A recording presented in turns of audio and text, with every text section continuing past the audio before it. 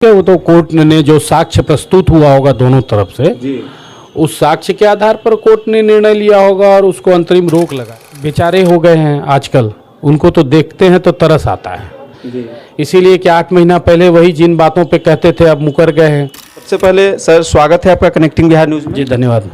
Sir ये जिस प्रकार से आज पटना हाई कोर्ट ने जातिगत गणना के ऊपर स्टे लगाई है, इस पे सर क्या कहना चाहेंगे? नहीं ठीक है, वो तो कोर्ट ने जो साक्ष्य प्रस्तुत हुआ होगा दोनों तरफ से जी उस साक्ष्य के आधार पर कोर्ट ने निर्णय लिया होगा और उसको अंतरिम रोक लगाया होगा।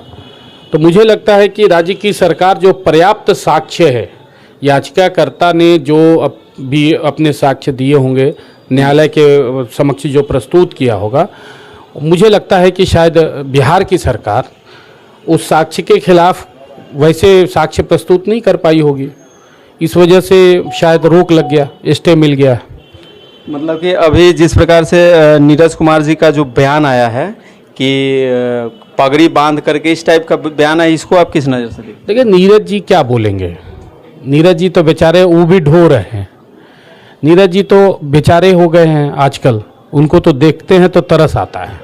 जी इसीलिए कि 8 महीना पहले वही जिन बातों पे कहते थे अब मुकर गए हैं, उन बातों से पलट गए हैं। मैं पूछना चाहता हूँ, आप थोड़ा पहले जाइए, नगर निकाय के चुनाव को याद कीजिए, क्या हुआ था।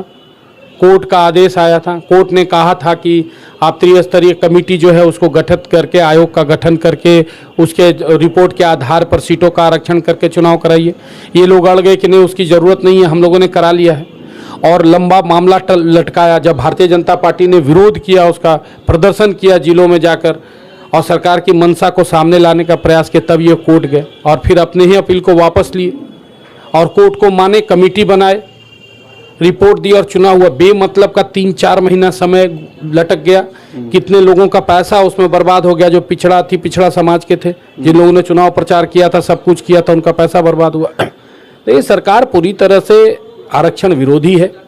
ये सरकार सिर्फ जाति का, चूंकि इनको पता है कि छोटी छोटी जो जातियां हैं वो अगर पढ़ लिख जाएंगी, डेवलप कर जाएंगे तो इनके झांसे में नहीं आएंगी ना, तो इसलिए ये सिर्फ उनके नाम की राजनीति करते हैं। मतलब कहते हैं ना कि झुंझुना बजाते रहना। अच्छा, उन्होंने एक बड़ा आरोप यह भी लगाया है कि जो अपने बीजेपी के प्रदेश अध्यक्ष हैं सम्राट चौधरी, उनके बारे में भी लगाया कि भाजपा तो खुद जो है अपने दलों में जातीय चीज़ को दिखाती है, पत्र के माध्यम से, पत्रांक के माध्यम से।